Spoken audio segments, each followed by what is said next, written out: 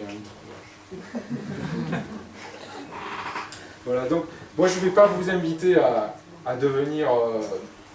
je ne vais pas vous inviter à devenir des inventeurs ou des super-héros, etc. Donc pour arriver à faire la... Je suis arrivé à trouver au niveau d'un auteur à peu près la synthèse de ce qu'on pourrait devenir dans l'idéal, c'est-à-dire pas des inventeurs ou des super-héros.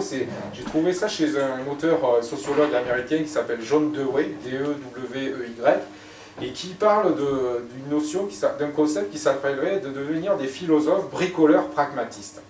Alors philosophe, parce que vous savez ce que c'est, philosopher, c'est aussi bien savoir apprendre à vivre qu'à mourir. Bricoleur, ça rejoint un petit peu aussi cette notion de l'inventeur, ou de MacGyver, quoi, qui arrive à résoudre des problèmes avec des choses inimaginables. Et pragmatiste, c'est-à-dire d'être toujours sur le terrain, dans le concret, et de ne pas rater une occasion de s'engager, aussi bien de répondre à l'appel du courage, ou de pouvoir rater une occasion de rencontrer un mentor, un guide, quelqu'un qui va nous accompagner un bout de chemin. Et moi, ce que je retiens, c'est pour bientôt en finir, c'est l'intervention d'un collègue gesticulant qui s'appelle Anthony Bro, et qui dit que ce qui est essentiel, c'est en tout cas déjà, c'est d'être préparé, quoi. C'est-à-dire d'être préparé à toute éventualité.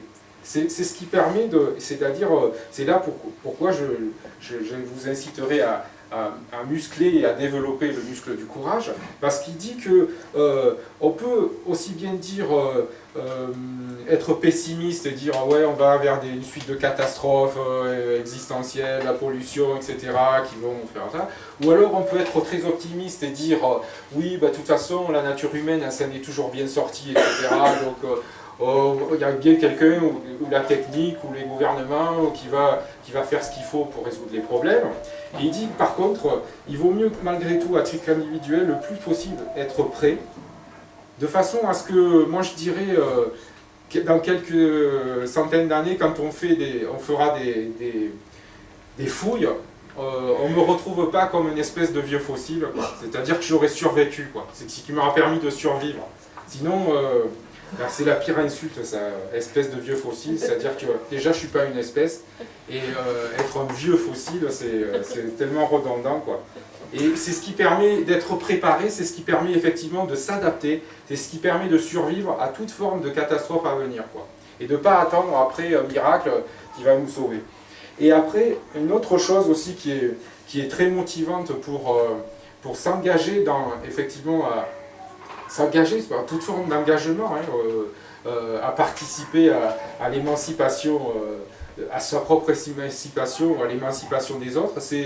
C'était la conclusion d'une conférence de André Chouraki, qui est un chercheur au CNRS et que j'ai rencontré sur Aix à l'occasion de la visite que je vous invite à faire de mémorial de la déportation, où justement on retrouve tout ce qui a pu, tout le pouvoir qui peut nous endoctriner à travers ce mémorial. Il dit que, en somme, sur Terre, il y a 3 tiers. Il y a un tiers de gens qui savent déjà. Il y a un tiers de gens qui ne voudront jamais savoir. Ils resteront... et il y a un tiers de gens qui sont un peu coincés, un peu frileux, mais qui sont prêts à s'ouvrir. Et il dit que dans le cas, par exemple, justement, d'un vote, quand on fait basculer quelque chose dans le pire, il suffit qu'il y ait 51% de gens qui votent noir, par exemple, pour le pire.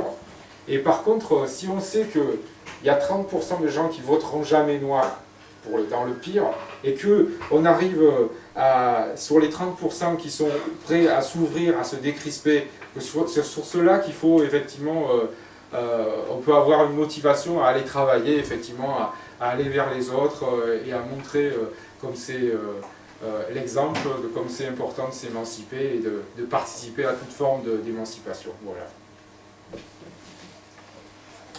J'ai fini.